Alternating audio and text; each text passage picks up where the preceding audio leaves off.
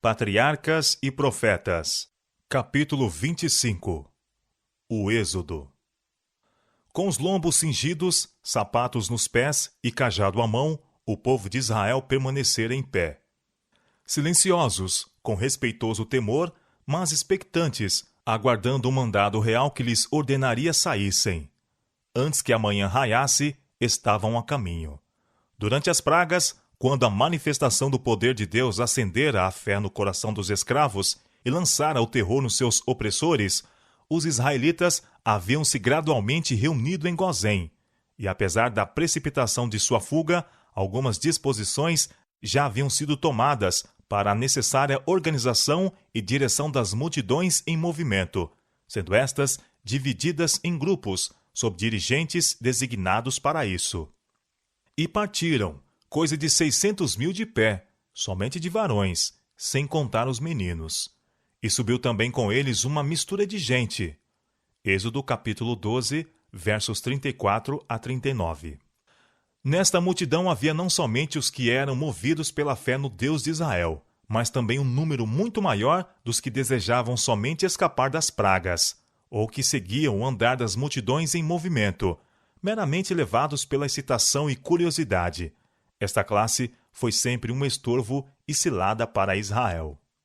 O povo levou também consigo ovelhas e vacas, e uma grande multidão de gado. Isto era propriedade dos israelitas, que nunca venderam suas posses ao rei, como fizeram os egípcios. Jacó e seus filhos haviam trazido consigo rebanhos e gado para o Egito, onde tinham aumentado grandemente. Antes de deixar esta terra, o povo, por instrução de Moisés, exigiu uma recompensa pelo seu trabalho, que não fora pago. E os egípcios estavam por demais desejosos de se livrarem da presença deles para que lhe recusassem. Os cativos saíram carregados dos despojos de seus opressores. Naquele dia completou-se a história revelada a Abraão em visão profética, séculos antes. Peregrina será a tua semente em terra que não é sua, e servi-los-ão, e afligi-los-ão 400 anos. Mas também eu julgarei a gente, a qual servirão, e depois sairão com grande fazenda. Gênesis capítulo 15, versos 13 e 14. Os 400 anos haviam se cumprido. E aconteceu naquele mesmo dia que o Senhor tirou os filhos de Israel da terra do Egito, segundo os seus exércitos. Êxodo capítulo 12, verso 40, verso 41 e 51. E Êxodo capítulo 13, verso 19. À sua partida do Egito, os israelitas levaram consigo um precioso legado, os ossos de José, que tanto tempo esperaram o seu cumprimento da promessa de Deus, e que durante os anos tenebrosos do cativeiro haviam sido uma lembrança para o livramento de Israel. Em vez de seguirem pelo caminho direto para Canaã, o qual passa através do país dos filisteus, o Senhor determinou a sua rota para o sul, em direção às praias do Mar Vermelho. Porque Deus disse, para que porventura o povo não se arrependa, vendo a guerra, e tornem ao Egito. Êxodo capítulo 13, verso 17, 18 e 20 a 22. Se tivessem tentado passar pela Filistia, seu prosseguimento teria sido obstado, pois os filisteus, considerando-os como escravos escapados aos seus senhores, não teriam hesitados em mover-lhes guerra. Os israelitas estavam mal preparados para o encontro com aquele povo poderoso e aguerrido. Tinham pouco conhecimento de Deus e pequena fé nele, e ter-se-iam aterrorizado e desanimado. Estavam desarmados e não tinham costume de guerrear. Seu espírito estava deprimido pelo longo cativeiro, e sentiam-se embaraçados pelas mulheres e crianças, ovelhas e gado. Guiando-os pelo caminho do Mar Vermelho, o Senhor revelou-se como um Deus de compaixão, bem como de discernimento. Assim partiram de Sucote e acamparam-se em Etã, à entrada do deserto, e o Senhor ia adiante deles, de dia numa coluna de nuvem, para os guiar pelo caminho, e de noite numa coluna de fogo, para os alumiar, para que caminhassem de dia e de noite. Nunca tirou de diante da face do povo a coluna de nuvem, de dia, nem a coluna de fogo, de noite. Diz o salmista, estendeu uma nuvem por cobertura, e um fogo para os alumiar de noite. Salmo capítulo 105, verso 39. e 1 Coríntios, capítulo 10, versos 1 e 2. O estandarte de seu chefe invisível estava sempre com eles. De dia, a nuvem guiava suas jornadas, e estendia-se como um dossel por sobre a hoste.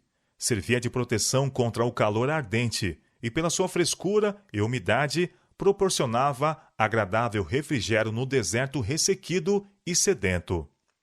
A noite tornava-se em coluna de fogo, iluminando-lhes o acampamento e assegurando-lhes constantemente a presença divina.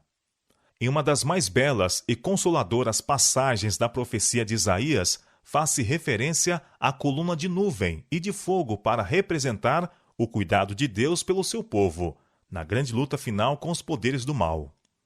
E criará o Senhor sobre toda a habitação do monte Sião, e sobre as suas congregações uma nuvem de dia, e um fumo, e um resplendor de fogo chamejante de noite, porque sobre toda a glória haverá proteção. E haverá um tabernáculo para a sombra contra o calor do dia, e para refúgio e esconderijo contra a tempestade e contra a chuva. Isaías capítulo 4, versos 5 e 6. Através de uma expansão medonha e semelhante a um deserto, jornadeavam eles. Já começavam a considerar para onde sua marcha os iria levar. Estavam tornando-se cansados com um caminho dificultoso, e em alguns corações começou a surgir receio de perseguição pelos egípcios. Mas a nuvem ia adiante, e a seguiam. E agora determinou o Senhor a Moisés passar ao lado de um desfiladeiro rochoso e acampar-se junto do mar. Foi-lhe revelado que Faraó os perseguiria, mas que Deus seria honrado em seu livramento. No Egito, espalhou-se a notícia de que os filhos de Israel, em vez de se deterem a adorar no deserto, iam avançando em direção ao Mar Vermelho. Os conselheiros de Faraó declararam ao rei que seus cativos tinham fugido para nunca mais voltar. O povo deplorou-lhes a loucura de atribuírem a morte dos primogênitos ao poder de Deus. Seus grandes homens, refazendo-se dos temores, explicavam as pragas como resultado de causas naturais. Por que fizemos isso, havendo deixado ir Israel, para que não nos sirva? Foi o grito amargurado. Êxodo capítulo 14, versos 5 a 9. Faraó reuniu suas forças, 600 carros escolhidos e todos os carros do Egito, cavaleiros, capitães e infantaria. O próprio rei, acompanhado pelos grandes homens de seu reino, encabeçava o exército de ataque. A fim de conseguirem o favor dos deuses e assim garantir o êxito de seu empreendimento, os sacerdotes também os acompanharam. O rei estava resolvido a intimidar os israelitas por meio de uma grandiosa ostentação de seu poder. Os egípcios temiam acontecesse que sua submissão forçada ao Deus de Israel o submetesse ao escárnio de outras nações. Mas, se agora saíssem com uma grande mostra de poder e trouxessem de volta os fugitivos, salvariam sua glória, bem como recuperariam os serviços de seu escravo. Os hebreus estavam acampados ao lado do mar, cujas águas apresentavam uma barreira aparentemente intransponível diante deles. Enquanto ao sul, uma áspera montanha lhes obstruía o avançamento. Subitamente viram à distância a armadura luzente e os carros a moverem-se, pressagiando a guarda avançada de um grande exército. Aproximando-se à força, os exércitos do Egito logo foram vistos em plena perseguição. O terror encheu os corações de Israel. Alguns clamavam ao Senhor, mas a grande maioria ia apressadamente a Moisés com suas queixas. Não havia sepulcros no Egito? Para nos tirares de lá, para que morramos neste deserto? Por que nos fizeste isto, que nos tens tirado do Egito? Não é esta a palavra que te temos falado no Egito, dizendo, deixa-nos que sirvamos aos egípcios? Porque melhor nos fora servir aos egípcios do que morrermos no deserto. Êxodo capítulo 14, versos 10 a 22. Moisés ficou grandemente perturbado por seu povo manifestar tão pouca fé em Deus, apesar de terem repetidamente testemunhado a manifestação de seu poder em favor deles. Como poderiam acusá-lo dos perigos e dificuldades de sua situação quando ele havia seguido o mando expresso de Deus? Na verdade, não havia possibilidade de salvamento, a menos que o próprio Deus interviesse para os livrar. Mas, Tendo sido levados àquela situação em obediência à instrução divina, Moisés não tinha receio das consequências. Sua resposta calma e afirmativa ao povo foi: Não temais, estai quietos e vede o livramento do Senhor que hoje vos fará, porque aos egípcios, que hoje vistes, nunca mais vereis para sempre. O Senhor pelejará por vós, e vos calareis. Não era coisa fácil conservar as hostes de Israel em espera perante o Senhor. Faltando-lhes a disciplina e domínio próprio, tornavam-se violentos e desarrazoados. Esperavam cair imediatamente nas mãos de seus opressores, e seus prantos e lamentos eram altos e intensos. A maravilhosa coluna de nuvem tinha sido seguida como sinal de Deus, para prosseguirem, mas agora, entre si, discutiam se acaso não poderia ela prefigurar alguma grande calamidade, pois que não os havia a mesma conduzido pelo lado errado da montanha para um caminho intransitável? Assim, o anjo de Deus pareceu às suas iludidas mentes como um prenúncio da desgraça. Agora, porém, que o exército egípcio se aproximava, esperando deles fazer fácil presa, a coluna de nuvem levantou-se majestosamente para o céu, passou por sobre os israelitas e desceu entre eles e os exércitos do Egito. Um muro de trevas se interpôs entre perseguidos e perseguidores. Os egípcios não mais puderam divisar o acampamento dos hebreus e foram obrigados a parar. Mas, intensificando-se as trevas da noite, o muro de nuvem se tornou uma grande luz para os hebreus, inundando o acampamento todo com o fulgor do dia. Então a esperança voltou aos corações de Israel, e Moisés alçou a voz ao Senhor. Então disse o Senhor a Moisés: Por que clamas a mim? Dize aos filhos de Israel que marchem. E tu, levanta tua vara, e estenda tua mão sobre o mar, e fende-o, para que os filhos de Israel passem pelo meio do mar em seco. O salmista, descrevendo a passagem do mar por Israel, cantou: Pelo mar foi teu caminho, e tuas veredas pelas grandes águas, e as tuas pegadas não se conheceram. Guiaste o teu povo, como a um rebanho, pela mão de Moisés e de Arão. Salmo capítulo 77, versos 19 e 20. Estendendo Moisés a vara, as águas se dividiram, e Israel entrou para o meio do mar, pisando em terra enxuta, enquanto as águas ficavam de cada lado como um muro.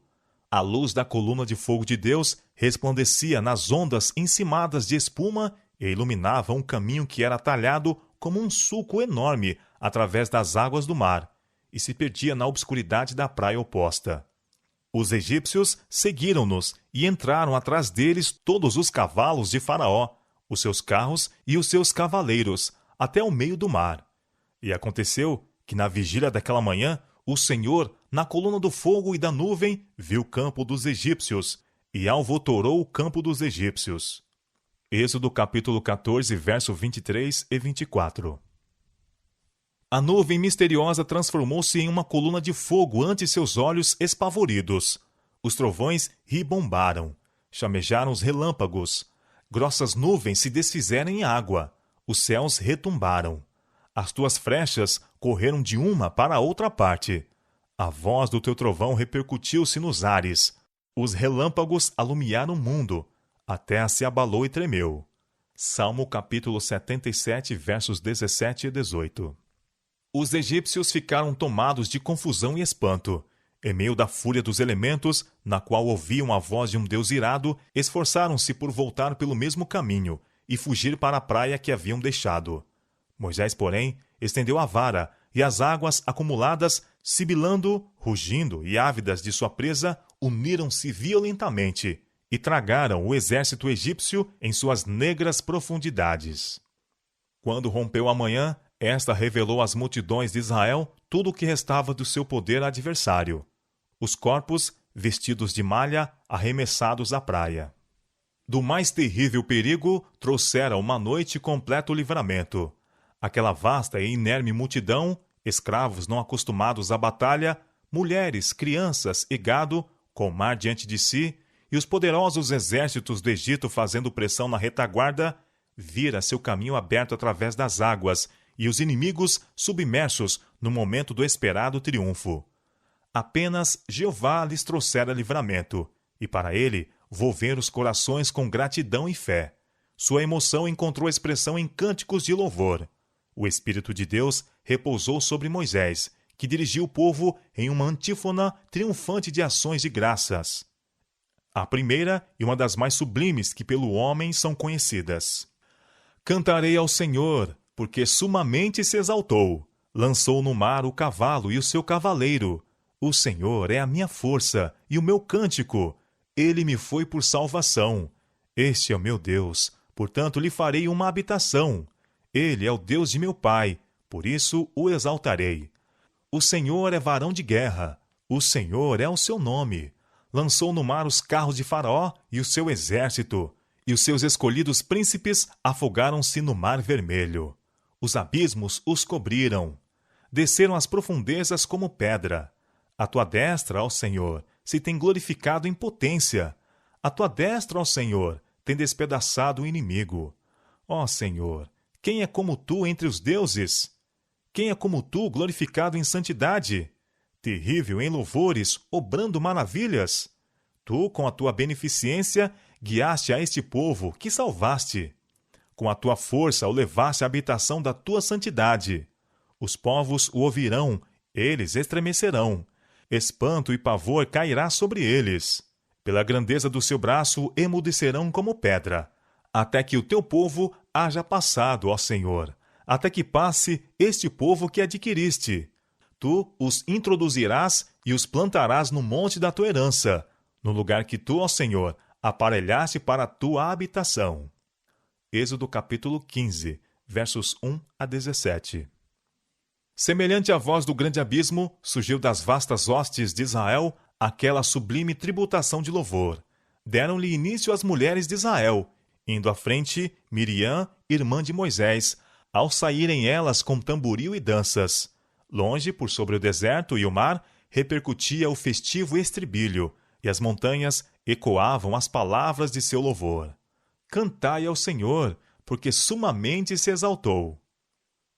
Este cântico e o grande livramento que ele comemora produziram uma impressão que nunca se dissiparia da memória do povo hebreu.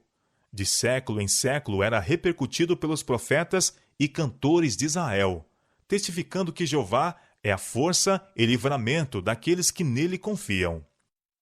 Aquele cântico não pertence ao povo judeu unicamente. Ele aponta no futuro a destruição de todos os adversários da justiça e a vitória final do Israel de Deus.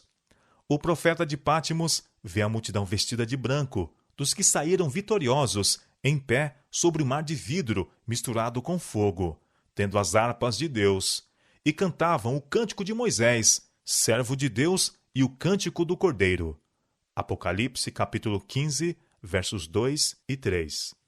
Não a nós, Senhor, não a nós, mas ao teu nome dá glória, por amor da tua benignidade e da tua verdade.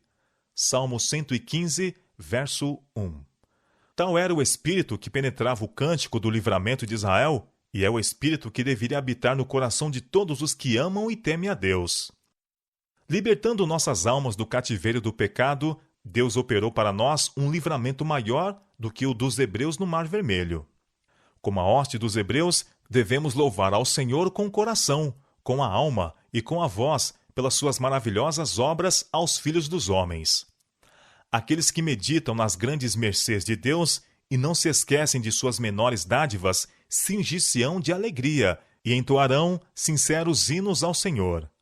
As bênçãos diárias que recebemos das mãos de Deus e, acima de tudo, a morte de Jesus para trazer a felicidade e o céu ao nosso alcance, devem ser objeto de gratidão constante. Que compaixão, que amor incomparável mostrou-nos Deus a nós, pecadores perdidos, ligando-nos consigo para que lhe sejamos um tesouro particular. Que sacrifício foi feito por nosso Redentor, para que possamos ser chamados filhos de Deus. Devemos louvar a Deus pela bem-aventurada esperança que nos expõe o grande plano da redenção. Devemos louvá-lo pela herança celestial e por suas ricas promessas. Louvá-lo pelo fato de que Jesus vive para interceder por nós. Aquele que oferece sacrifício de louvor, diz o Criador, me glorificará. Salmo capítulo 50, verso 23. Todos os habitantes do céu se unem a louvar a Deus. Aprendamos o cântico dos anjos agora, para que o possamos entoar quando nos unirmos às suas fileiras resplendentes. Digamos com o salmista: louvarei ao Senhor durante a minha vida, cantarei louvores ao meu Deus enquanto viver. Louvem-te a ti, ó Deus, os povos, louvem-te os povos todos. Salmo capítulo 146, verso 2 e Salmo capítulo 67, verso 5. Deus, em sua providência, trouxe os hebreus a um aperto das montanhas, diante do mar, para que pudesse manifestar seu poder no livramento deles e humilhar de maneira extraordinária o orgulho de seus opressores. Ele os poderia ter salvo de qualquer outro modo, mas escolheu este, a fim de lhe provar a fé e fortalecer a confiança nele. O povo estava cansado e aterrorizado. Todavia, se tivessem conservado para trás, quando Moisés lhes ordenou avançar, Deus nunca lhes haveria aberto o caminho. Foi pela fé que passaram o Mar Vermelho, como por terra seca. Descendo em marcha para a própria água, mostraram que acreditavam na palavra de Deus, conforme fora proferida por Moisés. Fizeram tudo o que estava em seu poder, e então o poderoso de Israel dividiu o mar, a fim de preparar um caminho para os seus pés. A grande lição ali ensinada é para todos os tempos. Frequentemente a vida cristã é assediada de perigos, e o dever parece difícil de cumprir-se. A imaginação desenha uma ruína iminente perante nós, e atrás o cativeiro ou morte. Contudo, a voz de Deus fala claramente: avante! Devemos obedecer a esta ordem, mesmo que nossos olhares não possam penetrar nas trevas, e sintamos as frias vagas em redor de nossos pés. Os obstáculos que embaraçam o nosso progresso nunca desaparecerão diante de um espírito que se detém ou duvida. Aqueles que adiam a obediência até que toda a sombra da incerteza desapareça e não fique perigo algum de fracasso ou derrota, nunca absolutamente obedecerão. A incredulidade fala ao nosso ouvido: esperemos até que os impedimentos sejam removidos e possamos ver claramente nosso caminho. Mas a fé corajosamente insiste em avançar, esperando tudo, em tudo crendo. A nuvem, que era uma grande parede de trevas para os egípcios, para os hebreus, era uma grande inundação de luz, iluminando o acampamento todo e derramando fulgor no caminho diante deles. Assim, o trato da providência traz aos incrédulos trevas e desespero, enquanto a alma confiante é repleta de luz e paz. A senda por onde Deus guia pode estender-se através do deserto ou do mar, mas é um caminho seguro.